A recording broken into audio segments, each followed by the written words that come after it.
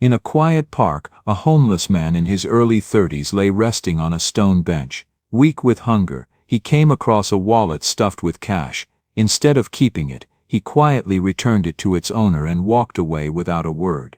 The owner, a lonely old man, was stunned by such integrity. He decided to follow him in secret, and what he witnessed afterward would change both of their lives forever. Before we dive in this story, let us know where you watching from. We love to hear your thought.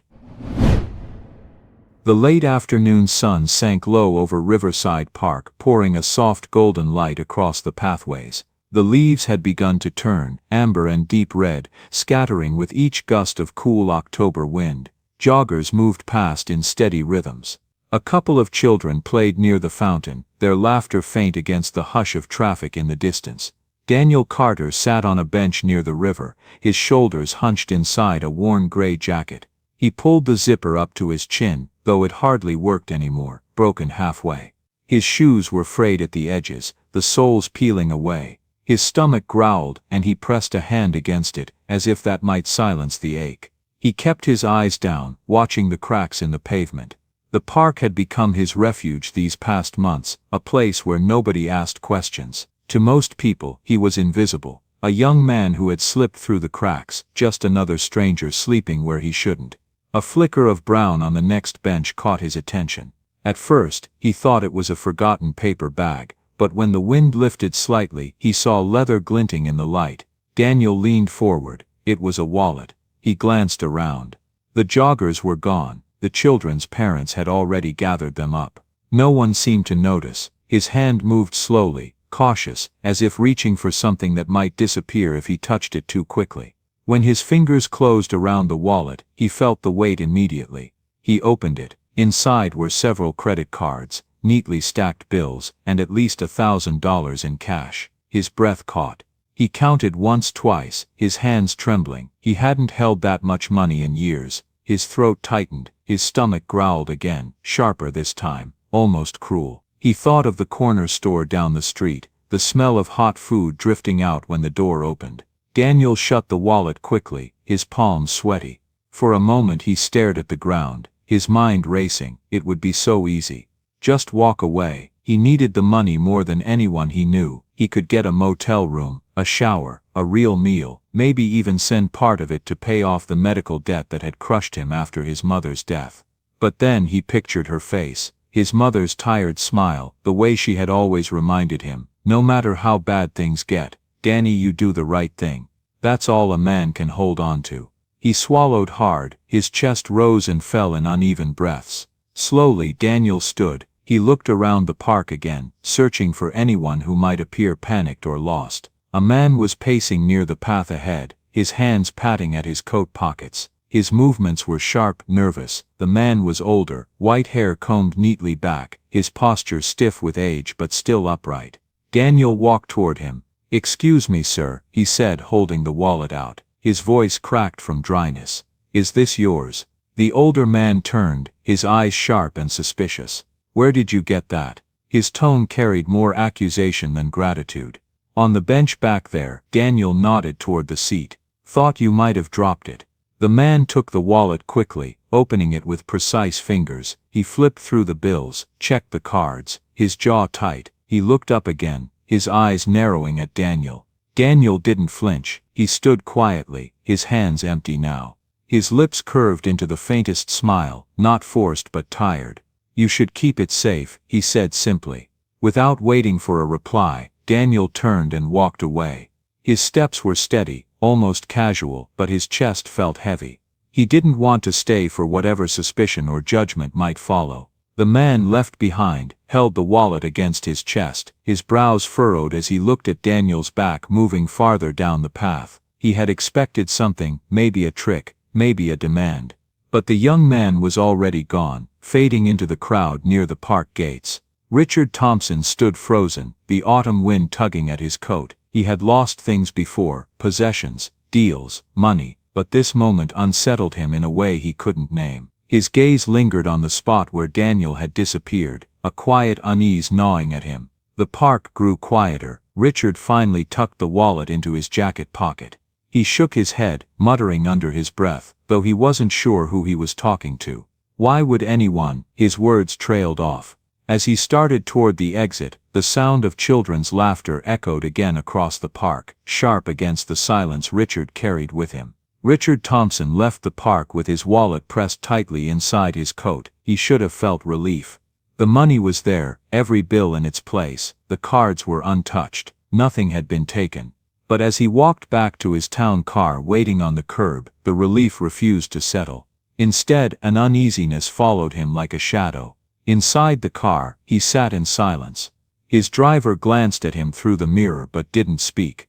Richard rested the wallet on his knee and opened it again, counting out the bills even though he knew they were all there. His hands moved with practiced precision, the same way he used to review contracts or scan balance sheets. When he finished, he stared at the cash, then snapped the wallet shut with a sharp motion. He leaned back against the leather seat, his jaw clenched. The young man's face returned to his mind, the hollow cheeks, the dark eyes that still carried some strange light.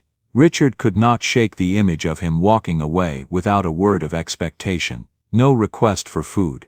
No angle, no scam, just a simple return and a reminder to keep it safe. Richard had spent his entire life surrounded by people who wanted something. Employees who smiled in his presence, investors who praised his vision, friends who disappeared the moment he stopped paying for the dinner.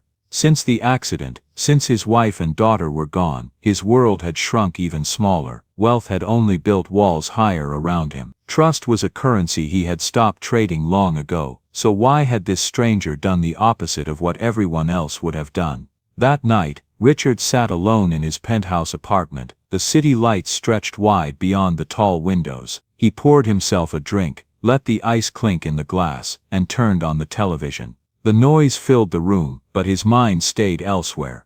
He saw the stranger again, the worn jacket, the empty hands, the way he had smiled faintly before leaving. Richard felt unsettled, almost irritated, by the fact that he couldn't dismiss it. The next day he found himself back at Riverside Park. He told his driver to wait, then walked alone down the same path. He sat on a bench not far from where it had happened.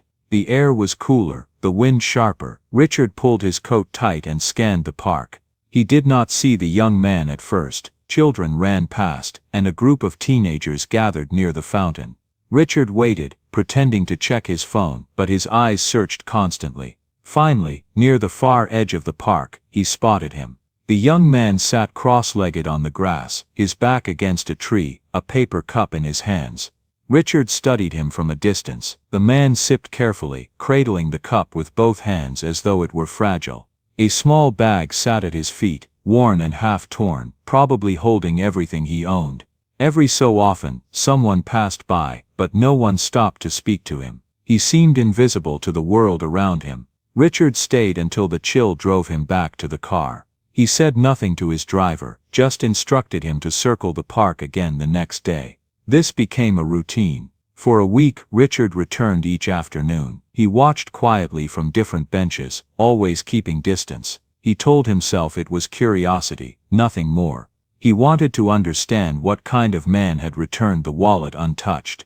On the third day, Richard saw the man, Daniel, speaking to an older woman with tangled hair and a thin coat. They sat together on a bench, and Richard noticed Daniel pulling something from his bag, a small sandwich wrapped in crumpled paper. He handed half of it to the woman without hesitation. She accepted it with trembling hands. Daniel smiled, faint, almost shy, then ate the other half himself. Richard felt something twist in his chest. He shifted uncomfortably on the bench, gripping his cane tighter than he needed to. He told himself not to romanticize it. Maybe the young man was trying to impress the woman, maybe it was habit, or pride, or some trick he could not yet see. But as the days passed, the pattern repeated. Daniel shared what little he had. Sometimes it was food, sometimes just conversation, but always with a quiet gentleness that Richard had not expected. On the sixth day, Richard returned earlier. The park was nearly empty, the sky heavy with gray clouds. He found Daniel sitting alone this time, a book in his lap. The cover was worn, the pages bent. Richard leaned forward on his cane, trying to make out the title, but it was too far away. Daniel turned each page slowly, his lips moving slightly as he read. Richard exhaled through his nose. A homeless man reading. It shouldn't have surprised him, yet it did. He thought of all the men he had encountered in boardrooms, men with suits and degrees, men who spoke in polished sentences yet carried nothing but self-interest. Compared to them, this stranger looked poor, even broken, but somehow more genuine. That evening, Richard sat again in his penthouse, the silence louder than usual. He poured another drink but didn't touch it. The city stretched outside, glowing with wealth and noise. None of it meant anything in that moment. His thoughts circled back to the park, to the young man with the steady eyes and quiet strength. Richard felt conflicted. Curiosity was pulling him closer each day, but mistrust held him back. Experience told him that everyone wanted something. Experience told him that kindness often had a hidden cost, and yet he could not reconcile that belief with what he had seen. He sat down at his desk, opened the wallet again and stared at the bills. His reflection looked back at him from the polished surface. He remembered Daniel's words, "You should keep it safe." A simple phrase, almost nothing at all, but it had lingered in his mind longer than any contract or deal he had ever signed. Richard closed the wallet with a slow, deliberate motion. He set it on the desk and leaned back in his chair. The weight in his chest was not relief, not suspicion, but something closer to hope. It unsettled him as much as it comforted him. The next morning, he woke earlier than usual. His driver waited downstairs, but Richard didn't give him instructions right away. He stood by the window, looking out at the city. Finally he spoke quietly, almost to himself. "Back to Riverside." The driver nodded without question. As the car pulled away, Richard sat in silence, his hands resting on the cane beside him. He had no plan, no clear idea of what he would do. All he knew was that he could not stay away. The sky over Riverside Park was gray that afternoon, heavy with clouds that threatened rain. The air felt damp, clinging to the skin, and most of the usual visitors had stayed away. Only a few scattered people moved along the paths, their coats pulled tight, their heads bent down against the chill. Richard Thompson sat on his usual bench, his cane resting beside him, his eyes fixed on the far side of the park. He had been coming here nearly every day, and though he never admitted it to himself, he was waiting for the same young man. His chest tightened when he finally spotted him. Daniel Carter sat on a bench not far from the fountain. His back was slightly curved, his shoulders tense from the cold. In his hands he held a piece of bread, the kind sold cheap at corner bakeries when it had gone stale. He bit into it slowly, chewing with patience as though stretching out every mouthful. His face looked tired, but his expression remained calm. Richard leaned forward. Something in the simplicity of it caught him. A man eating stale bread in silence, with no one beside him, seemed to carry more weight than the noise of any boardroom he had ever entered. Then Richard saw her. An older woman shuffled toward the bench, her body wrapped in a thin coat several sizes too big. Her hair was tangled beneath a faded scarf. She lowered herself onto the far edge of the bench, her hands trembling as she rubbed them together for warmth. Her eyes kept drifting toward the bread in Daniel's hands, though she tried to look away quickly each time. Richard's grip on his cane tightened. He watched closely, his breath caught in his throat. Daniel noticed her glances. He looked down at the bread, then back at her. Without hesitation, he broke the piece in half. He held out one portion toward her, his voice quiet but steady. "Here you should eat." The woman's lips parted in surprise. For a second she didn't move, as if uncertain whether to accept. Then she reached out with shaking hands and took it. She whispered, "Thank you," her voice raw. She bit into the bread, her eyes closing as if even this stale food brought comfort. Daniel smiled faintly and began to eat his half. He did not look for praise, did not linger on her gratitude. It was as though giving came as naturally as breathing. Richard sat frozen, his chest felt heavy, his heartbeat louder than the faint rustle of leaves around him. The cane pressed hard into his palm. He had expected many things when he started following this young man. He had prepared himself to uncover a trick, a flaw, some hidden angle. What he saw instead was simple and undeniable. He whispered under his breath, "Why would he do that?" The words were not filled with suspicion this time, but with something closer to awe. For years Richard had lived in a mansion where meals were delivered hot by staff, where leftovers were thrown away without thought. He had watched associates waste money on luxuries that meant nothing, and he had done the same. Yet here in the middle of a cold park, a man with nothing had chosen to give half of what little he had to someone in need. The silence around him grew sharper. He could hear his own breathing, slow and uneven. His eyes stayed locked on Daniel, who now leaned back slightly on the bench, talking quietly with the woman as they ate. Richard saw how Daniel's shoulders relaxed, how his tone softened. There was no performance, no audience, it was genuine. Richard felt something stir inside him that he had not felt in years. It was uncomfortable, almost painful, like a long-forgotten memory rising to the surface. He thought of his wife, who used to keep blankets in the trunk of her car to hand out in winter. He thought of his daughter, who once insisted on donating her birthday money to a shelter. They had believed in kindness, and for a long time he had too. But since losing them, he had buried that belief under layers of suspicion and bitterness. Now watching Daniel, it returned. Richard closed his eyes for a moment, but the image would not leave. A young man in rags, giving away his food. A woman frail and hungry, finding relief in the smallest act. It was so far from the cold boardrooms and endless numbers that had defined his life. And yet it felt more real than anything he had touched in decades. When he opened his eyes again, Daniel was still there, still eating slowly beside the woman, his expression calm, his posture steady. Richard studied every detail, the way Daniel listened when the woman spoke, the way he nodded gently to her words. Nothing about him suggested a man broken beyond repair. He looked like a man holding on, even with nothing left. Richard exhaled deeply. The sound startled him in the quiet air. He adjusted his coat and forced himself to sit straighter, though his chest felt heavier with every passing second. He realized then that this was not about curiosity anymore. It was something deeper, something he could no longer ignore. The clouds above shifted, and a light drizzle began to fall. People hurried out of the park, pulling up their hoods. Richard stayed seated, his eyes locked on the bench where Daniel and the woman continued to share their bread, unbothered by the rain. For the first time in years, Richard felt a crack in the walls he had built around himself. He did not trust easily. He did not allow anyone close.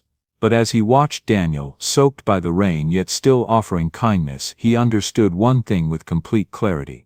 This man was different, and no amount of money could ever buy what he had just witnessed. The drizzle had passed by morning, leaving the park damp and quiet. Patches of wet leaves clung to the benches and puddles reflected the gray sky above. Richard Thompson stood near the same path where he had spent the last week watching. Today, though, he was not content to sit and observe. Today he had made a decision. He spotted Daniel again on the far bench. The young man was huddled in his jacket, his shoulders drawn tight against the cold. His hair was damp and his shoes looked even more worn after the rain. He held nothing in his hands this time, only sat quietly with his gaze on the ground. Richard's heart pounded harder than he expected as he crossed the path. He tightened his grip on the cane, steadying each step. When he stopped in front of the bench, Daniel looked up, his eyes narrowing slightly, uncertain. Richard cleared his throat. "Mind if I sit here?" His voice came out rougher than intended. Daniel hesitated, then shifted slightly to make room. "Go ahead." Richard lowered himself onto the bench, careful with his movements. The silence stretched between them, filled only by the sound of wind moving through the branches. Richard glanced at Daniel, then straight ahead at the fountain. "I owe you something," Richard said finally. "You returned my wallet last week. Every dollar still inside." Daniel's expression remained calm. "It wasn't mine, that's all." "That's all." Richard turned his head, studying him. "You could have kept it. No one would have stopped you." Daniel looked down at his hands, clasped together. "Doesn't matter, it wasn't mine to take." His tone was simple, without pride. Richard felt a tightness in his chest. He tapped the cane once against the ground, gathering his thoughts. Then he asked, "Have you eaten today?" Daniel shook his head slightly, as though it were not important. "I'll manage." Richard pushed himself up with effort. "Come with me. There's a diner down the street. Let me buy you a meal." Daniel stared at him, suspicion flickering in his eyes. "Why?" "Because I want to," Richard replied, steady but not forceful. "Nothing more." After a moment's pause, Daniel stood, His posture was wary, but hunger outweighed hesitation. They walked together down the street until the neon sign of Harper's Diner came into view. Inside, the warmth hit them immediately. The smell of coffee and fried food filled the air. A waitress greeted them with a smile and led them to a booth near the window. Richard settled into the seat, placing his cane beside him, while Daniel slid into the opposite side. The waitress poured coffee for both. Daniel wrapped his hands around the mug, grateful for the heat. He kept his eyes low until the menus arrived. "Order whatever you like," Richard said, his voice firm.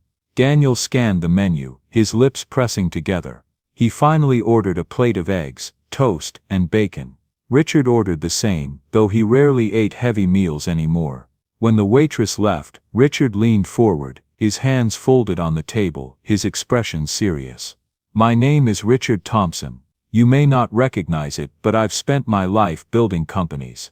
Real estate mostly. For years I was surrounded by money, people who wanted it, and people who pretended to care. But none of them stayed when my wife and daughter died. Since then it's just been me." Daniel looked up slowly. His brow furrowed, and his voice was quiet. "I'm sorry for your loss." Richard nodded once, the words hitting deeper than expected. "I don't tell people that. I don't trust easily. But when you handed me that wallet, untouched, I realized something. Money I have in plenty. What I don't have is trust, or kindness. And you reminded me that it still exists." Daniel shifted uncomfortably, unsure what to say. He took a sip of coffee to cover the silence. His hands trembled slightly, whether from nerves or hunger. Their food arrived, breaking the moment. Daniel hesitated only a second before digging in, eating with careful restraint, though every bite seemed to restore him. Richard watched quietly, taking smaller bites himself. When Daniel finally slowed, Richard spoke again. "You were an honest man when you had nothing. That tells me more about you than any resume. Tell me, what did you do before this?" Daniel set down his fork, his eyes steady now. "I was a mechanical engineer, worked at Midtown Steel. Lost the job when the plant cut back. Then my mother got sick. Hospital bills, I couldn't keep up. Lost everything after she passed." Richard exhaled slowly, nodding. The story was too familiar in a country where debt destroyed families. He tapped the table lightly with one finger. "If you had the chance to work again, would you take it?" Daniel's eyes flickered with surprise. "Work? Work? Yes," Richard said firmly. "I can arrange something. A maintenance position at one of my companies. It's not glamorous, but it uses your skills, and I can see you have discipline." He paused, watching Daniel's reaction. "I can also provide a small apartment. Somewhere to start again. Clean clothes, a bed, a door that locks. Everyone deserves at least that much." Daniel stared at him, his face caught between disbelief and caution. "Why me?" "Because you proved yourself when no one was watching," Richard answered, his voice lowered, more personal now. "Because you reminded me of the man I used to be." The booth fell silent. Daniel leaned back, his hands resting on the table, his mind racing. He could not ignore the offer, but he also could not understand why a stranger, wealthy or not, would extend it to him. His jaw tightened as he measured his words. "I don't want charity." "It isn't charity," Richard said, "it's a chance. What you do with it is up to you." Daniel searched his face for any sign of deceit. What he saw instead was sincerity, edged with loneliness. Finally he nodded once. "All right, I'll take the chance." Richard's shoulders relaxed, though he didn't show relief in words. He simply picked up his coffee again, his hand steadier now. From that day, things began to change. Richard arranged the job quietly, making calls from his office with the authority that still carried weight in the business world. Daniel reported to work the following week, dressed in new clothes Richard had insisted on buying. He threw himself into the tasks, repairing machinery, inspecting systems, proving quickly that his skills had not faded. Richard visited often, walking the factory floor with his cane, watching Daniel move among the workers. He noticed how Daniel treated people, with respect, with patience.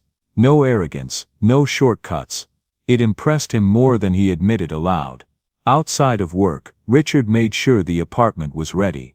a modest place, but clean, safe, with heat that worked and a bed that did not sag. When Daniel unlocked the door for the first time, Richard stood back, pretending not to watch the way relief crossed the young man's face. As weeks passed, the two men met often. Sometimes at the diner, sometimes at the park. They spoke more each time. Richard found himself listening, in a way he had not done for years. Daniel talked about his mother, about the plant, about the weight of starting over. Richard shared little pieces of his own life, fragments of memory he had kept locked away. The distance between them shrank. What began with suspicion shifted towards something that felt almost like family. Months passed, and the factory floor no longer looked at Daniel Carter as a newcomer. He had proven himself with steady hands and sharp focus. Machines that others ignored were repaired under his care. Workers who had grown used to supervisors barking orders noticed the way he spoke with respect, no matter the task. By the third month, Daniel was no longer the man sitting alone on a park bench. His clothes were clean, his frame a little stronger from regular meals, his posture more upright. Yet he never acted as if he had risen above anyone. He showed up early, stayed late, and always offered a hand when someone needed help. The crew began greeting him with nods and trust, small signs that meant more than any title. Richard Thompson visited often. At first he came with his cane and sharp eyes, observing from a distance, but over time, his presence changed. He stopped looking for flaws, and instead found himself smiling quietly when he saw Daniel laugh with the others. In the evenings, Richard would drive Daniel back to the modest apartment he had arranged for him, sometimes joining him at the diner afterward. The conversations grew longer, the silences less guarded. For Richard, the loneliness of his penthouse no longer pressed as heavily. He still returned each night to empty rooms, but now there was a reason to leave them again in the morning. His days were no longer filled only with meetings and numbers. He had someone he wanted to see, someone who reminded him that life could be simple and honest again. One evening, Richard hosted a small dinner at his home. He had not done so in years. Daniel sat at the long table, unsure at first, but Richard waved off his hesitation. "This house hasn't heard real conversation in too long," he said, his eyes soft. The two men ate together, their voices carrying through halls that had been silent since the accident. It was after that dinner that Richard began thinking about what he had left to give. His fortune meant little without someone to share it with. His family was gone, but he could not ignore the bond forming with the young man who had entered his life by chance. Weeks later, on a cool autumn afternoon, Richard asked Daniel to meet him at Riverside Park.